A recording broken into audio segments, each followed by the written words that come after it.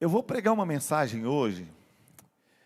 Eu confesso para vocês que eu preparei uma mensagem e aí depois eu falei, eu acho que eu ainda não ouvi o Espírito Santo, porque não está parecendo que é a mensagem. E aí então eu fui mais uma vez para a presença do Senhor, falar: Senhor, aquela igreja precisa ouvir uma palavra sua. E a palavra que me veio ao coração é inclusive uma coisa que o título, na primeira vista, no primeiro momento, parece completa oposição do que eu penso e do que eu costumo falar. Porque eu dei como tema dessa mensagem uma vida sem arrependimento. E todos vocês sabem o quanto eu me importo e valorizo com arrependimento. Eu costumo dizer que arrependimento é a dádiva do céu que não habita o inferno. Arrepender é um privilégio, no inferno não há lugar para arrependimento. Mas quando eu falo de uma vida sem arrependimento, eu não estou dizendo de uma pessoa dura de coração que não se arrepende. Eu estou falando de alguém que chega ao final da vida e diz: cara, vivi tudo. É aquela vida que vale a pena ser vivida, aquela vida tão completa em Deus, aquela vida tão gostosa. E é interessante que a vida é como um teatro sem ensaio.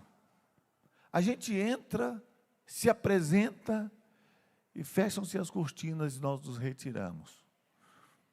Então a vida é uma oportunidade única. Não obstante o fato dela ser eterna, a nossa trajetória na realidade da humanidade, ela tem começo, meio e fim. E existe uma necessidade gritante de nós ofertarmos o melhor de nós. E de termos em nós mesmos a recompensa de ter vivido uma vida que vale a pena.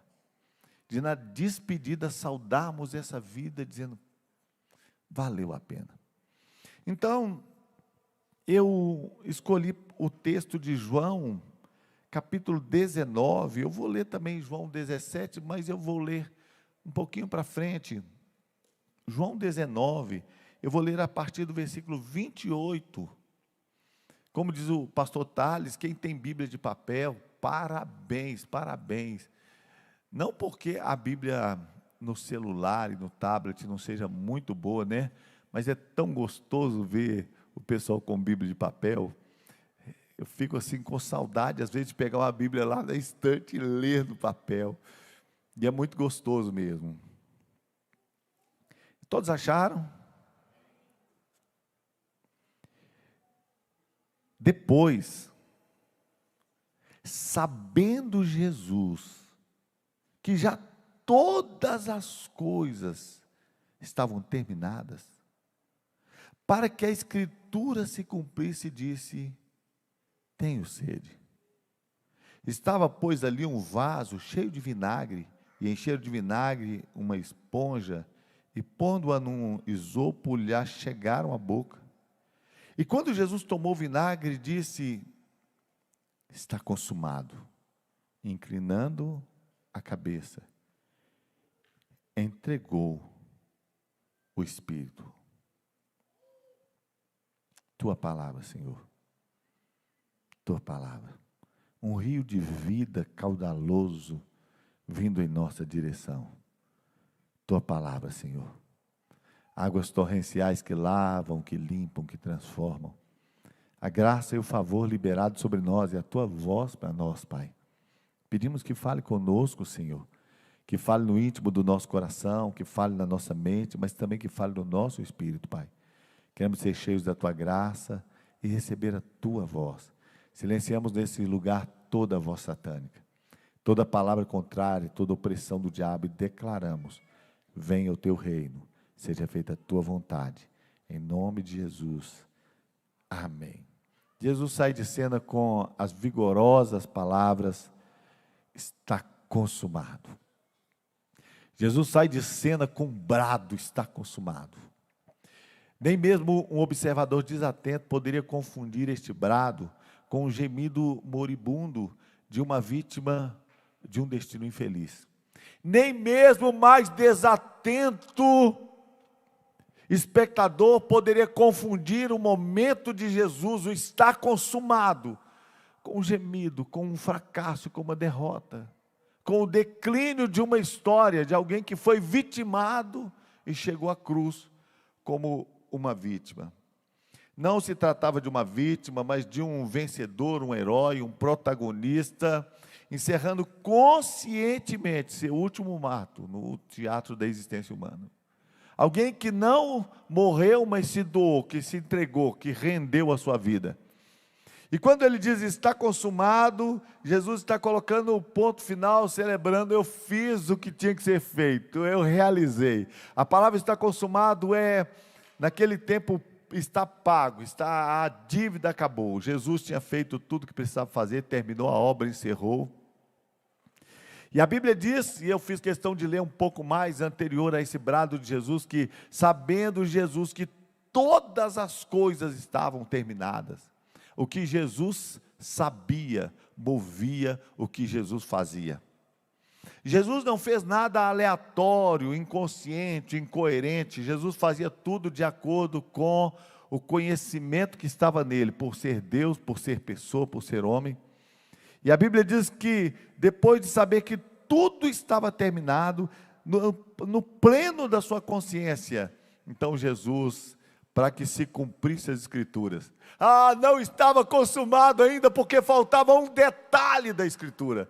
Não podia dizer, ainda fiz tudo o que está escrito sobre mim, eu vim como estava escrito no rolo do Senhor, está escrito sobre mim, porque ainda não havia acabado. Jesus disse, tenho sede, porque na palavra está escrito que deram-lhe a beber vinagre por água. Então a Bíblia diz que eles pegaram o vinagre, serviram a Jesus, e depois disso, depois de cumprir a Escritura, ele disse, está consumado, e entregou o seu Espírito. Jesus viveu para cumprir as Escrituras, viveu as Escrituras, uma vida sem arrependimento, uma vida bem vivida, é uma vida que você vive e chega ao final dela sabendo, eu sei para que eu vim, e eu cumpri o propósito da minha existência. Eu não passei pela vida desapercebido, eu não passei perdido de mim mesmo, eu não passei inconsciente, inconsequente, incoerente, não. Eu passei pela vida sabendo das coisas, e eu vivi com a certeza de um propósito. Eu vim para viver o que a Bíblia diz a meu respeito, eu vim para ser o que Deus diz a meu respeito. Acho que de uma das frases que Deus me deu, que eu mais gosto, é que perdido não é apenas o homem que está indo em direção a uma eternidade sem Deus. Também está perdido aquele que, conhecendo a Jesus como Senhor, tendo recebido o Espírito Santo, conhecendo a sua palavra, ainda assim perdeu-se do seu propósito. Perdido não é apenas o homem que está caminhando para uma eternidade sem Deus. É alguém que, depois de conhecer a Deus e ser um salvo, um homem que conhece o Espírito Santo, que conhece a Bíblia, ainda assim se desvinculou do seu propósito, perdeu-se do seu propósito. Quando queremos uma vida sem arrependimento, queremos uma vida que ela cumpra o porquê de existir. Uma vida bem vivida é curada de êxito, quando na partida você sabe que cumpriu o objetivo da sua existência. Jesus despediu-se do cenário do seu ministério terreno com as seguintes palavras: eu te glorifiquei na terra, tendo consumado a obra que me deste a fazer. Em João 19 ele diz, está consumado, mas em João 17 ele diz, eu te glorifiquei na terra, tendo consumado a obra que tu me deste a fazer. Jesus tinha uma obra a realizar com a sua morte, e uma obra a realizar com a sua vida, e ele fez tudo o que precisava fazer. Meu irmão, deixa eu te dizer, você vai para a eternidade, você vai viver com Deus, tem um futuro maravilhoso para você, pleno de graça, de favor, mas tem uma obra para ser realizada aqui. Tem alguma coisa que Deus quer fazer aqui e que glorifica a Deus. Foi o próprio Jesus que afirmou em João 14:6, eu sou o caminho e a verdade e a vida, ninguém vem ao Pai senão por mim. Jesus não disse apenas eu sou a verdade e a vida, ele disse que eu sou caminho. O caminho pressupõe chegada, pressupõe objetivo, e ninguém vem ao Pai. O objetivo desse caminho é que você se encontre com o Pai. Uma vida bem vivida é uma vida que vale a pena de se viver, começa com um relacionamento profundo com Deus. O caminho para uma vida que você fala, cara, vivi Que vida maravilhosa. Começa com Deus. Aquela vida gostosa de se viver, aquela vida cheia de alegria, cheia de prazer. É uma vida que você encontrou Deus nos detalhes dessa vida. Neste lugar não resta espaço para o medo, para a dúvida, para a tristeza, para a mágoa. Quando você está vivendo esse tipo de vida, você não tem espaço na sua vida para o medo. Chega de medo, de tristeza, de mágoa, de dor, de dúvida. A fé está voando no seu coração e você diz: eu estou pleno em Deus. Relacionamento com Deus é algo tão precioso. Relacionamento com Deus é a antecipação do céu. Quem tem um encontro profundo com Deus, entende o que é viver em Deus, já está vivendo a atmosfera do céu, o ambiente do céu, o prazer do céu. Isso está escrito na Bíblia. Jesus falou assim em João 17, 1-3. Jesus falou assim, e levantando seus olhos ao céu, disse: Pai, é chegada a hora, glorifica o teu filho, para que também o teu filho te glorifique a ti. Assim como lhe destes poder sobre toda a carne, para que dê vida eterna a todos quanto lhe destes. Jesus tem o poder para dar vida eterna a todos que ele lhe deu. Agora observa bem: e a vida eterna é essa, que te conheçam a ti só, por único Deus verdadeiro, e a Jesus Cristo, a quem enviaste. Deixa eu contar uma coisa: vida eterna não é ir para o céu, vida eterna é conhecer a Deus como o único Deus verdadeiro, e a Jesus Cristo a quem Ele enviou. A vida eterna já começou há muito tempo para você, a vida eterna já está aí. Se você já é salvo, se você já conhece a Deus, se você já tem Jesus como Senhor, então você já pode viver a vida eterna, a atmosfera dos céus, as delícias de um lar feliz, a prosperidade, a alegria. A sua casa vai ser um ambiente da graça de Deus, você vai experimentar o amor de Deus em tudo. Quando você entrega a sua vida para Jesus, você dá o primeiro passo na eternidade. Você não pertence mais a esse mundo. É maravilhoso, uma vida que vale a pena. A eternidade não se resume ao tempo sem fim, visto que um tempo sem fim também é uma realidade do inferno. Realidade não é agora, não morre mais, é um tempo sem fim. Não, a eternidade já começou. Eternidade é qualidade de vida. João 10:10, eu vim para que tenham vida e tenham com abundância. Eu vim para que vocês tenham vida, e a qualidade de vida é abundância. Então, deixa eu te dizer uma coisa: você pertence a um lugar onde é seu direito viver em paz, em alegria, em harmonia, e o que está fora disso, você diz, não pertence à eternidade, isso é labareda do inferno, então está fora da minha vida. Uma vida bem vivida é você viver no propósito e acreditar que Deus te fez para viver em qualidade. Desfrutar dessa realidade é um presente de Deus. Então eu vou falar sobre um pouquinho como desfrutar a vida que Deus te deu. Como desfrutar essa vida gostosa, maravilhosa. Eu costumo dizer, eu falo muito para o Wolfgang, né? O Wolfgang está no ministério, e eu falo para ele que eu fico pensando que o diabo de vez em quando coça o chifre assim, e fala: cara, ainda vai para o céu. Devia nem valer. Porque é tão maravilhoso. Às vezes eu vejo algum pastor assim, querendo me convencer de que o ministério é muito pesado, é muito difícil. Eu fico pensando, gente, mas o melhor patrão, no melhor ambiente, junto com a igreja, a noiva de Cristo, que coisa gostosa. Não tem nada mais gostoso, essa vida é maravilhosa. Eu amo a igreja, eu vejo muita gente ferida com a igreja. Gente, eu amo a igreja é cheia de gente imperfeita, é por isso que eu caibo. É por isso que eu estou aqui.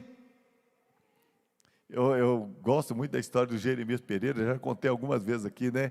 Da mulher que ligou para ele e falou assim: alô, você é o pastor dessa tal de 8ª presbiteriana? O Jeremias falou: sou eu mesmo. Ela disse: você sabia que nessa igreja só tem gente fofoqueira, mexeriqueira, problemática? Ele disse: glória a Deus, glória a Deus, glória a Deus.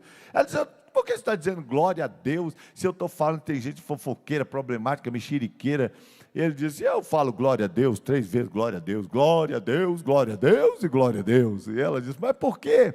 Bom, em primeiro lugar, porque se tem gente tão ruim assim, eu tenho emprego para o resto da vida, tenho que ficar ensinando esse povo a melhorar.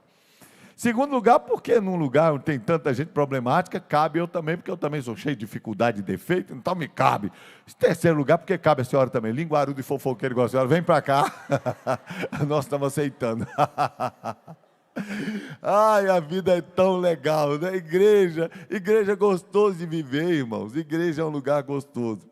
Para você viver essa vida que Deus já te deu, e você já tem direito, e você já entrou nela, neste lugar onde a eternidade é uma realidade, e você trazer a existência para essa vida, primeiro, viva o tempo presente. Viva o presente, a vida é agora.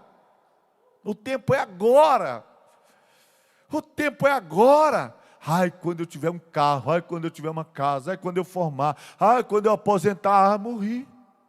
É agora. É agora. O menino está chorando, não dorme de madrugada, é agora. Ela está grávida, a costela dói, o menino te chuta, é agora, a vida é agora. A vida é agora. A eternidade é um presente sem fim. E os teólogos podem discordar de mim, também não estou fazendo defesa teológica. É a certeza de um passado sem mácula e um futuro sem medo. É viver o presente com tanta intensidade, porque o meu passado não me incomoda, porque o meu passado já está debaixo do sangue de Jesus, e porque o meu futuro já está garantido pelo poder da ressurreição do nosso Senhor. Então a eternidade é um presentão, é um presente sem fim. Eternidade é para viver agora e viver intensamente. Uma vida bem vivida é feita de estações bem desfrutadas. Uma vida bem vivida é feita de beijar na boca quando você casar. A vida bem vivida é feita de querer voltar para casa, porque você sabe que você tem lá a esposa, a família, como é legal. Eu me lembro que uma vez eu falei que eu aprendi a ser pai no tempo de... Eu aprendi a ser filho depois que eu fui pai, e aprendi a ser pai quando eu era avô. E uma pessoa falou comigo, eu não queria viver isso. E ele falou tão acertado. Se tem uma coisa errada na nossa vida, é aprender a ser pai na estação errada. Aprender a ser filho na estação errada. O tempo de ser filho é ser filho, o tempo de ser pai é ser pai, o tempo de ser avô é ser avô. É o seu tempo. Então, se você é filho, não queira sair desse lugar. Desfrute o colo, desfrute jogar os problemas nas mãos do pai, desfrute o abraço do pai, desfrute o abraço e o aconchego da mãe, desfrute o carinho de estar em casa, desfrute tudo que você pode nessa vida de ser filho. Desfrute, porque é tão gostoso. Eu me lembro um dia que eu tinha ido resolver uns problemas e era um problema insolúvel aos meus olhos. E aí quando eu cheguei lá, foi um tempo que eu estava fazendo uma consagração, e aí a pessoa assinou um documento para mim. Era uma dívida que tinha com a igreja aqui, tinha anos. E era o último dia para ele assinar. Naquele dia completava 5 anos.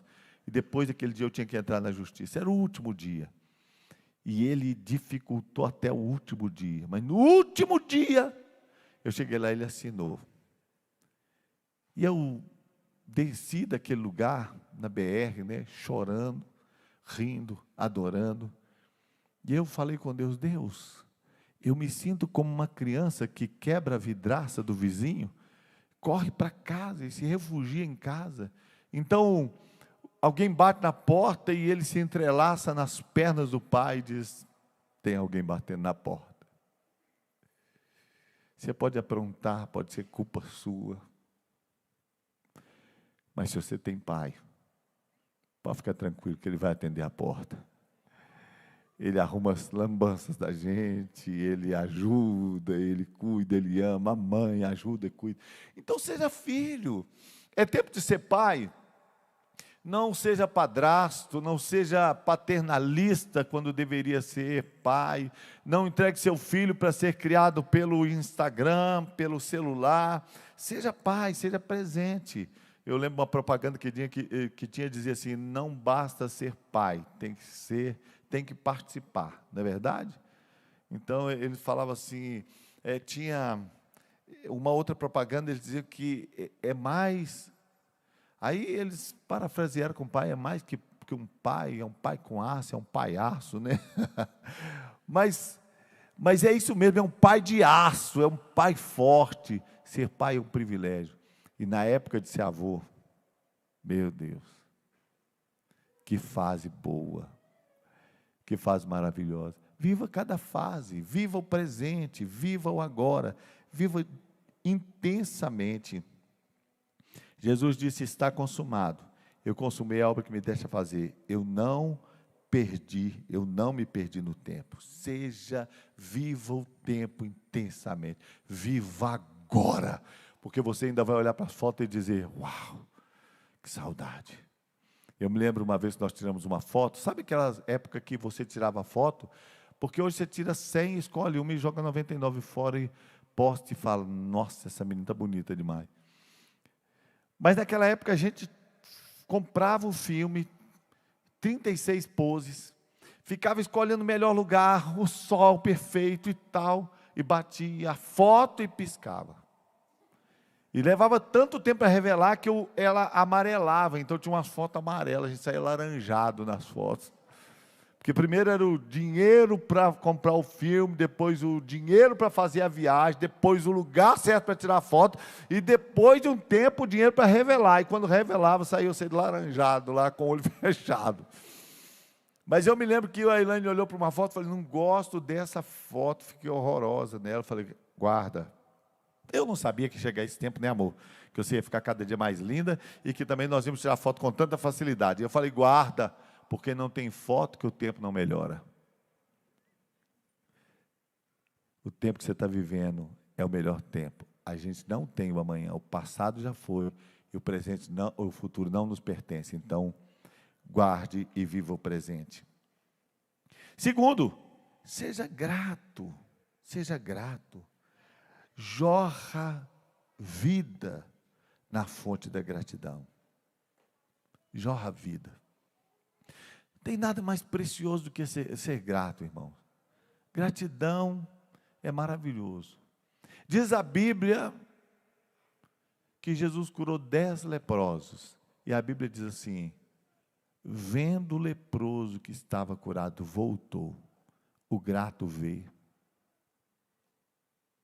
O grato enxerga o benefício. O grato enxerga o que Deus fez.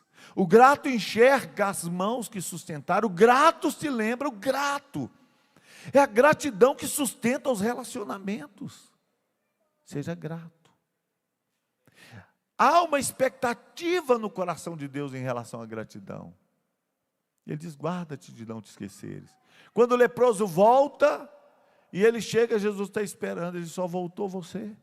Onde estão os outros 9? Jeremias Pereira diz: deve estar aqui. Não, mas não está não. Aqui só tem grato. Ele voltou, porque o grato não apenas enxerga, ele volta. O grato denuncia a gratidão, ele fala, ele agradece. Você sabe que uma das coisas que a gente precisa se tornar habilidoso é para agradecer, porque quando a forma que você recebe o presente indica se vem outro. Se você, chegou para você um presente, irmão, eu vou falar para você diante de Deus. Estou falando diante de Deus. A Elaine não recebia muitos presentes, não. E a Elaine, ela dá presente o ano inteiro. Mas ela não recebia muito, não. Aí veio esse negócio de Instagram. E a Elaine é tão grata, então tudo que ela ganha, ela posta, ela agradece. Irmãos, depois que veio o Instagram e que ela começou a postar os presentes e agradecer, teve a oportunidade de expressar mais ainda a gratidão dela. Meu Deus, como a Elaine ganha coisas. E vai ganhar muito mais, em nome de Jesus. A gente precisa aprender a ser grato. Ser grato é não esquecer de quem passou por nós. Deixou um abraço, um perfume, uma história.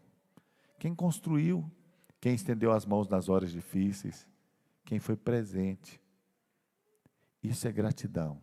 Então, uma vida que vale a pena é uma vida de gratidão. Gratidão. Lembrar de todo o benefício. Estou vendo ali a irmã Lúcia, né? Irmão Celso, antes de partir. Talvez o último ato assim, do meu relacionamento com ele, porque foi um dos grandes responsáveis, se não o grande responsável por eu ter vindo aqui.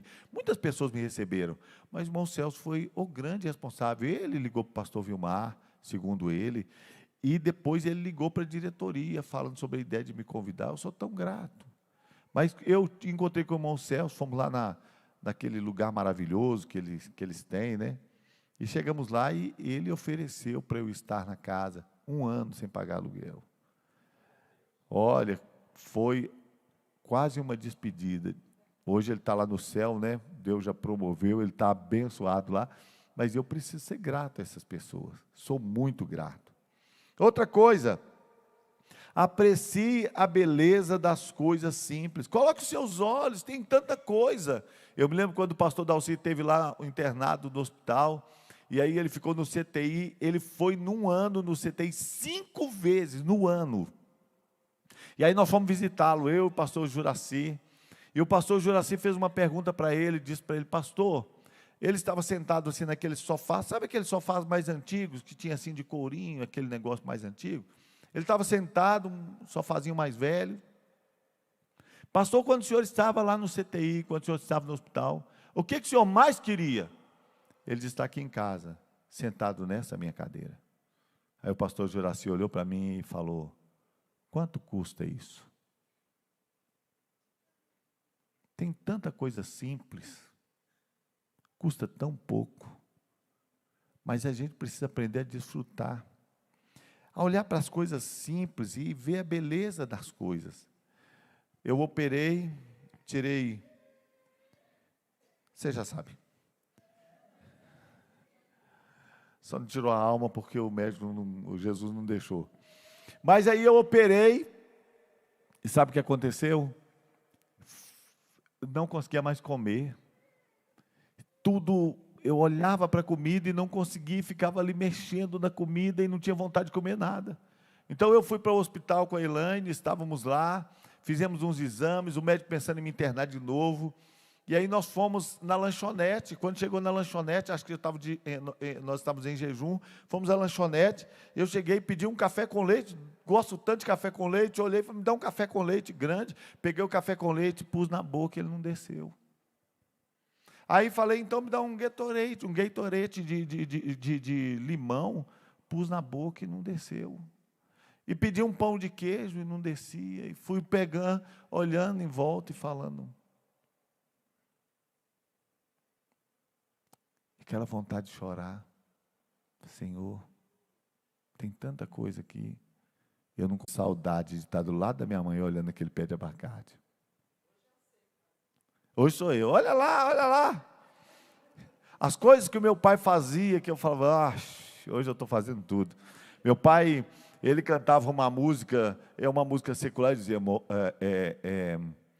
moro onde não mora ninguém, onde não vive ninguém, é lá onde mora que eu me sinto bem. Meu pai falava: eu não gosto dessa cidade, queria morar lá no meio do mato, não ter vizinho, ninguém passar na minha porta.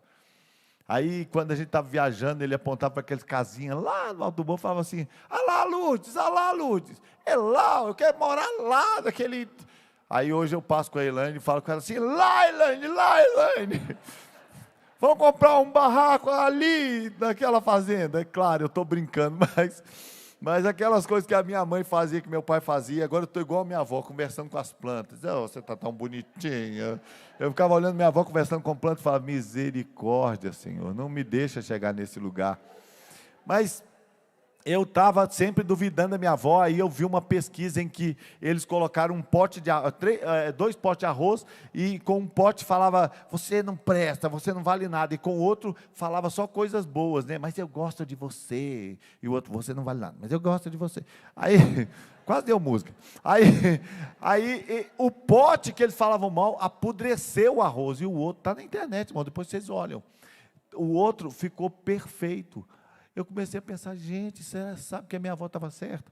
Agora, eu estava ouvindo o Douglas Gonçalves falando que eles estavam olhando sobre práticas anti-estresse, que ajudam a viver bem, etc. E diz que a mais forte delas é o naturalismo, é estar na natureza e tal, contato com a natureza.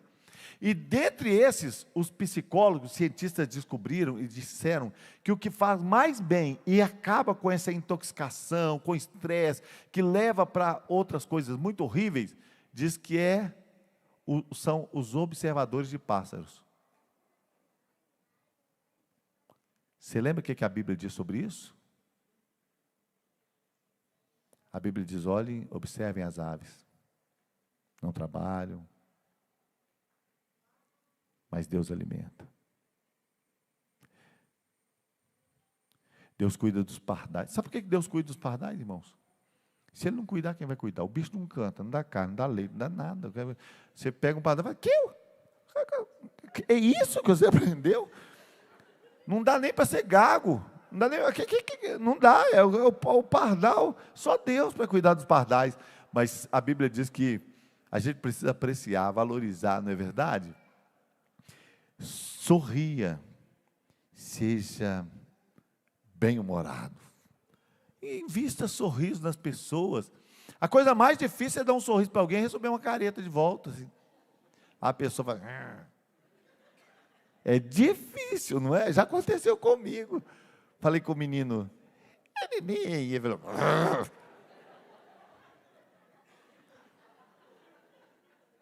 Pensei, não, mas a mãe dele vai corrigir. Ela fala assim, hoje ele está de mau humor. Falei, ensina. Ele vai fazer isso com a mulher dele quando estiver de mau humor também. Não aguenta, não tem casamento que aguenta um sujeito de mau humor assim.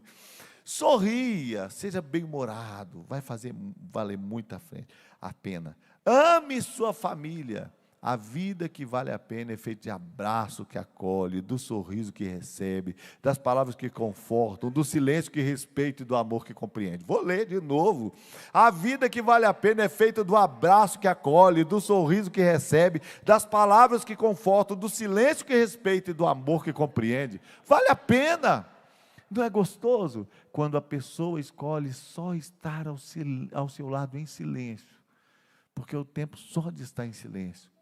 Quando a pessoa te recebe com aquele abraço, que sabe que só aquele abraço diz tudo que precisa dizer, aquele sorriso, viva, ame a sua família, ame a sua família. Nós estávamos lá no Espírito Santo, e nós estávamos em uma praia, o Wolfgang era pequeno, e aí o Wolfgang entrou em uma maré e acabou num buraco, e o Wolfgang se afogou, e o salva-vidas tirou o Wolfgang. E o salva-vidas veio trazendo o Wolfgang, que era um junior bem novinho, e falou, ele estava se afogando, ali tem um lugar perigoso, e etc.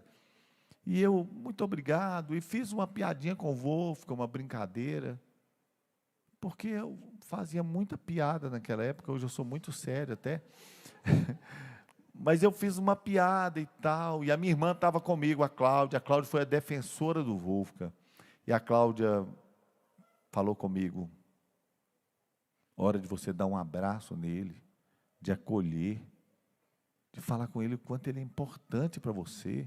Você faz uma piada. Eu nunca me esqueci, fiquei com tanta vergonha, e fiquei imaginando voltar para casa com uma vaga no carro, faltando uma pessoa, e falei, talvez porque já estava solucionado, eu não coloquei para ele quem ele era para mim. A gente precisa aprender a viver a vida com a família, expressar o amor. Não basta amar. Eu te amo calado como quem ouve uma sinfonia, detesto sinfonia. Quero um amor falado, com pipoca, guaraná. Sabe, eu já contei essa história aqui algumas vezes, e essa história foi uma história que me marcou tanto. A minha irmã disse que queria até que tivesse acontecido com ela, para ela poder contar a história, porque foi uma história que me marcou demais. Teve uma época em que raramente você achava sorvete, quando achava era aquele sorvete, que bom, era o sorvete mais famoso do Brasil, então você achava, e o sorvete era caro, dificilmente, mas muito dificilmente, tinha uma bola de sorvete para a gente tomar, era muito raro. E eu me lembro que um dia o meu avô assim, cismou e falou assim, eu morava na casa da minha avó, e ele falou, eu vou comprar um sorvete para vocês. Gente, isso vindo do meu avô era já um milagre, né? E eu pensei, meu Deus, Deus existe, sorvete. Então, a minha avó pegou uma vasilha de vidro assim, como é que chama essas vasilhas? É um marinex? Ou como é que chama? É um marinex, é uma vasilha de vidro. E aí ela pegou aquela vasilha grande, me entregou, e eu fui com meu avô assim, numa sorveteria, e aí ele disse, coloca dessa e coloca daquela e tal, tal. Ele estava com um espírito de rico naquele dia e foi colocando aquelas bolas enormes de sorvete até que encheu a vasilha, ficou bem cheia. E eu fiquei muito empolgado. Então, nós estávamos assim de um lado da rua, eu tinha que atravessar assim, eu passava dentro de um posto de gasolina, e aí eu chegava, atravessava outra rua e chegava no apartamento que nós morávamos, onde morava a minha avó. Então, em Governador Valadares. Aí eu peguei aquela vasilha e vim correndo com aquela vasilha, tão empolgado com aquela vasilha, e entrei no posto e pisei numa poça de óleo, e bah! Eu caí, quebrei uma vasilha que não era barata.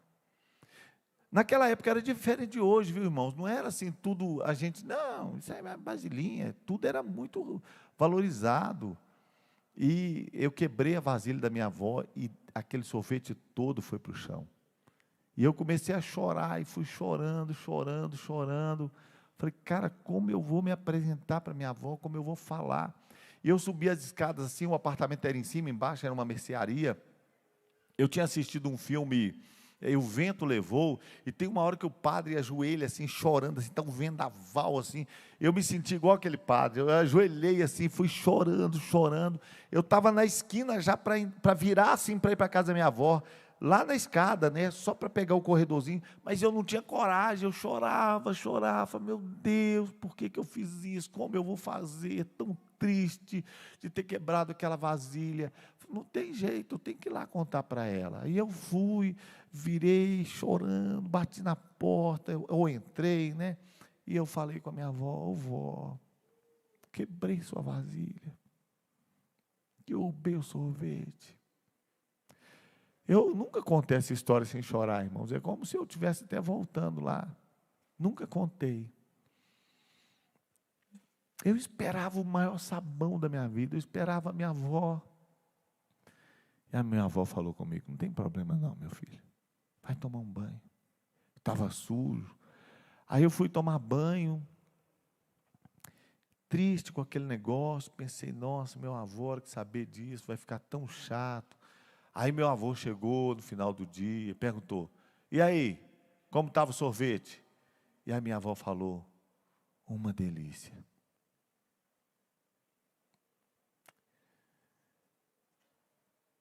Meu Deus.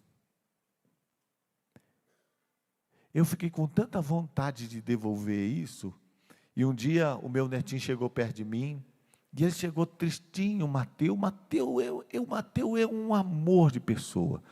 E ele chegou e me mostrou um celular que eu tinha emprestado para ele, e eu olhei para ele e falei, ele estava tão triste, com a cabecinha baixa assim, e ele me mostrou, e eu falei, acabou a bateria, meu filho? Ele disse, eu disse, o que foi? Aí ele fez assim, e me mostrou, ele tinha deixado cair, tinha quebrado o celular. Ai, eu queria tanto que a vida me desse uma oportunidade de devolver. Eu falei com ele, não tem problema não, meu filho, não tem problema. Mas eu nunca pude voltar lá atrás para falar com o Wolfgang, e devolver para ele, dizer, Wolfgang, se eu te perdesse, eu perdia o meu coração, meu filho. Eu nunca pude voltar. Por isso, se você tiver de viver, vive hoje. Fala hoje. Não deixa as palavras para o caixão, porque talvez não tenha mais o ouvido para te ouvir. Então, viva em família, ame a sua família, ame o seu cônjuge, corrija os seus filhos. As pessoas hoje amam os filhos, ai meu filho, e corrige o marido, corrige a esposa, melhora, ame o seu cônjuge, ame, só tem uma boca para você beijar no universo, é a dela. Eu fico com a Elaine assim, vontade de beijar. Ela, ai amor, fala assim, a hora qual só tem uma boca para beijar, qual é? É a sua. A gente tem que ter estratégia para ela saber que é amada. Minha esposa sabe que é amada. Sabe por quê? Eu chego lá em casa e falo com ela assim, vamos brincar de não? Ela fala, como é que é isso, amor? Eu falo assim, eu vou te beijando, te abraçando, você vai falando, não, não, para, não. Aí ela fala, ah, não, amor, isso mesmo, amor. Aí eu já pulo nela e vou beijando, ela fala, não, amor. Eu falo, pai, continua, continua, é assim mesmo. Ai, é tão gostoso.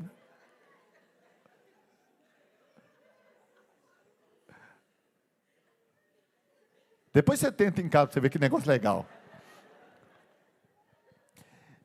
Então, viva de verdade, viva amando ser corrigido. Como pai, você tem que saber amar a correção, e corrigir com amor, e amar com correção. Amar com correção é amar de forma correta, que eu quis dizer, só para rimar. Ser pai de verdade, amar o seu cônjuge, amar os seus filhos, viver a doçura da família. Valorize os cabelos brancos. Nosso tempo já acabou? Está acabando, falta 5 minutos, falta 3 minutos, ainda dá para falar do cabelo branco. Valorize os cabelos brancos.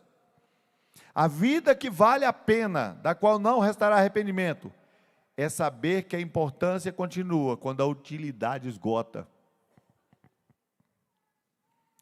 Pessoas são importantes, mesmo quando elas não têm mais uma utilidade prática. Chega um dia que a gente não precisa mais do pai, nem do avô.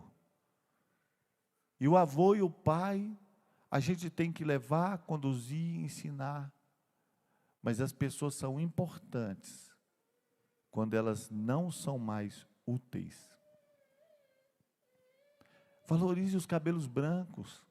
Tem história atrás daqueles cabelos brancos. Cabelo branco indica gente que quer falar, que quer contar história. Porque velho tem muito passado e pouco futuro. Eu ia para o asilo com a minha avó e os velhos contavam tanta história para mim. Então, você precisa aprender a ouvir a história e rir das mesmas histórias, como se fosse a primeira vez. Além do velho ter muita história, ele esquece que contou, então conta fingindo que esqueceu. Ah, eu lembro uma vez.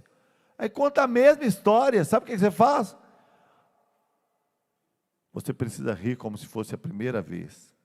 Isso é amar as pessoas. Vidas sem arrependimento é saber envelhecer junto, né, amorzinho? Nós dois estamos indo para esse caminho, né? Ficando velhinho, né? A Elaine falou comigo, eu não quero ficar muito velha. Eu já contei isso para vocês, porque eu já contei tudo para vocês. A Elaine falou, não quero envelhecer muito, não. Eu quero morrer assim com meus 90 e poucos anos. Falei com ela, vou casar de novo. Quer morrer nova, problema seu. Mas é tão gostoso envelhecer juntos, não é? Meu sonho é ficar velhinho ao lado da Elaine. É a gente colocar a dentadura no mesmo copo d'água. Né? Tão gostoso, né? Fazer igual que... Que nojo, gente. É tão gostoso. A pessoa pega a dentadura e vai... Ah, é a sua. Muito legal.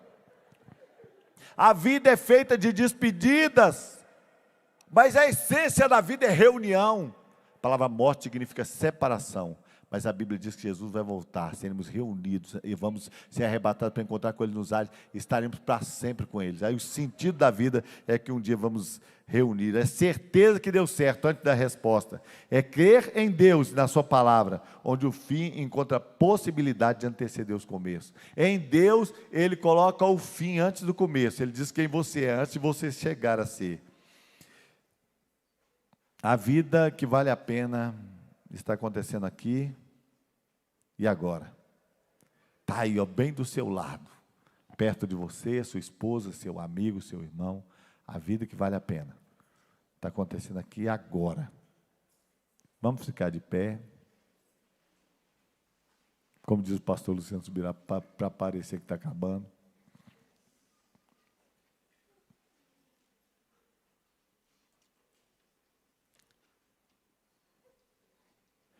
A gente consegue fazer a vida valer a pena, às vezes até falando com quem a gente não falou no tempo certo.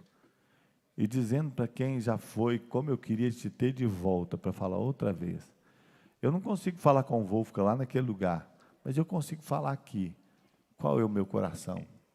Você também pode achar um tempo para voltar atrás e falar com quem é importante, o quanto ele é importante. Você pode falar até com quem está no céu, o quanto ele é importante. Dizer, poxa, eu te amei demais, mas talvez eu não manifestei tanto amor como eu queria. Eu quis demais estar perto de você, mas quem sabe eu não dediquei tanto tempo como eu queria ter dedicado. Naqueles dias que eu queria estar do seu lado, algumas coisas pareceram mais urgentes, mas eu queria falar para você, que vontade de voltar atrás. Feche seus olhos, fala com Deus, fala o que você quiser.